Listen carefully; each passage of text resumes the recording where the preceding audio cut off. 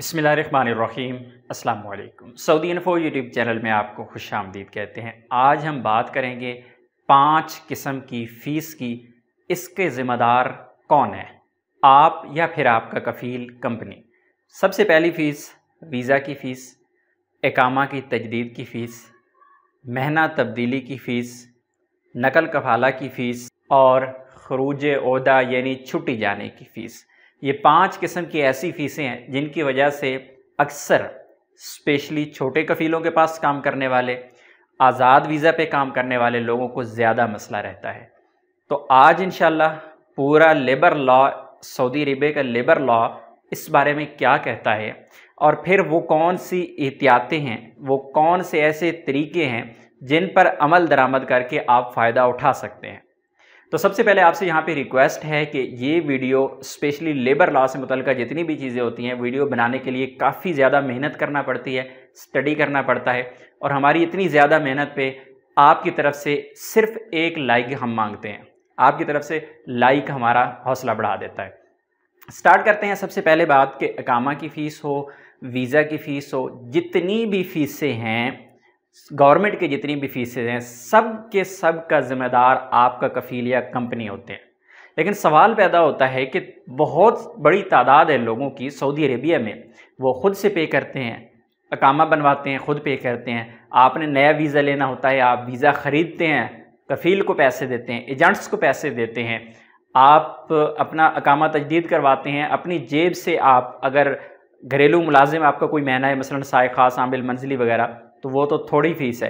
लेकिन जिन लोगों के 8-8, 10-10 हज़ार रियाल फ़ीस है इकामा की, वो देते हैं। आप महना तब्दील करवाते हैं, आप उसकी फ़ीस अपनी जेब से देते हैं। आप छुट्टी जाते हैं, आप नकल कफ़ाला करवाते हैं, हर फ़ीस आपको ही क्यों पे करना पड़ती है।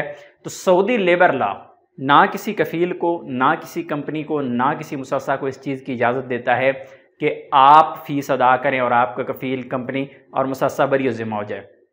अब बचा इससे कैसे जा सकता है? बचना तो नामुमकिन सी बात है, लेकिन उसमें कुछ ऐसी चीज़ें हैं, अगर आप उन पे अमल कर लेते हैं तो इंशाल्लाह आपको फ़ायदा ज़रूर हो जाएगा। क्योंकि आप बचने की कोशिश करेंगे। मसलन आप किसी आज़ाद वीज़ा पे काम कर रहे हैं और आप कफ़ील, कंपनी या मुसस्सा किसी से भी कहें कि मुझे फ़ीस नहीं देनी है इकामा की, तो आप क्या करेंगे? कुछ भी नहीं कर पाएंगे। आपको अपने इकामा की फ़ीस देना पड़ेगी। अगर आप फ़ीस नहीं देंगे तो आप अपना वीज़ा कायम नहीं रख सकते, आपका वीज़ा एक्सपायर हो जाएगा, इकामा एक्सपायर हो जाएगा। फिर क्या होगा? आपका कफ़ील आपका हुरूब लगा देगा, फिर एक नई मुश्किल हो जाएगी। इसी तरह अगर आप नया वीज़ा लेने के लिए पैसे नहीं पे करेंगे तो आपको नया वीज़ा ही नहीं मिलेगा। हालांकि जो नया वीज़ा है उसकी फ़ीस टोटल 2000 रियाल है, जो कि वीज़ा जब इशू होता है सऊदी अरेबिया से तो आपके कफ़ील कंपनी की जानिब से वो 2000 रियाल पे किया जाता है। बाकी किसी भी किस्म की कोई फ़ीस नहीं होती। वीज़ा स्टैंपिंग की आपके मुल्क में अलग फ़ीसेज़ होती हैं, लेकिन सऊदी गवर्नमेंट की जानिब से किसी भी किस्म की कोई फ़ीस नहीं रखी गई और वीज़ा बेचना भी जुर्म है। इसी तरह इकामा, आपने करना क्या है कि आपने जब भी कोई भी लेन देन करना है, आपने कफ़ील को अपने इकामे की पैसे देने हैं, आप ऑनलाइन ट्रांजैक्शंस करें, आप उससे अकाउंट नंबर लें, अकाउंट में सेंड करें। जो 2 नंबर कफ़ील होते हैं, जो 2 नंबरिया करते हैं, जिनको पता होता है कि आने वाले वक्त में हम इसके साथ, बंदे के साथ मसला करेंगे, हम ऐसे कर लेंगे, वैसे कर लेते हैं, वो ज़्यादातर इन चीज़ों की तरफ नहीं जाते। वो ना तो ऑनलाइन आपसे कोई पेमेंट लेंगे, ना आपको सदाद नंबर देंगे कि हाँ आप जाएं खुद ही जाके पेमेंट कर दें, ऐसा नहीं करेंगे। लेकिन आप मैक्सिमम कोशिश करें कि आप अपने अकाउंट को यूज़ करें। अपने अकाउंट से आप कफ़ील को पेमेंट सेंड करें, चाहे वो इकामा की पेमेंट है, चाहे कोई और पेमेंट है। इसी तरह कोशिश करें, कफ़ील से ये कहें कि आप सदाद नंबर मुझे दे दें, मैं अपनी फ़ीस अपने अकाउंट से जमा करवा देता हूँ। फ़ीस तो आपने ही देनी है उसको, लेकिन अगर आपको वो सदाद नंबर दे देता है तो आप अपने इकामा की फ़ीस खुद से जमा करवाएं। आपके पास एक रिकॉर्ड आ जाता है। आप उसके कफ़ील के ख़िलाफ़ किसी भी किस्म की कोई कार्रवाई ना करें, किसी भी किस्म का आप इस नीयत से ये चीज़ें ना करें कि आप कफ़ील को फंसाएंगे, ऐसा नहीं।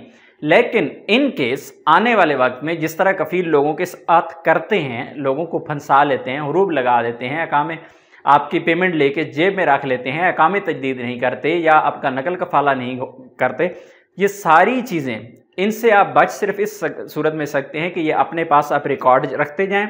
आपने अपने अकाउंट से जो जो पेमेंट्स की होंगी, आने वाले वक्त में अगर वही कफ़ील आपको तंग करेगा, पैसों के मामले में ज़्यादा लेने की कोशिश करेगा, मंथली के चक्कर में या फिर आपको धमकियों पे आ जाएगा, इस तरह के अगर मसाइल करेगा तो आपके पास जो रिकॉर्ड पड़ा होगा, जो ऑनलाइन ट्रांजैक्शंस आपने की होंगी, जिनके प्रूफ आपके पास होंगे, तो ऐसी सूरत में फिर आप उस कफ़ील के ख़िलाफ़ भी कार्रवाई कर सकते हैं।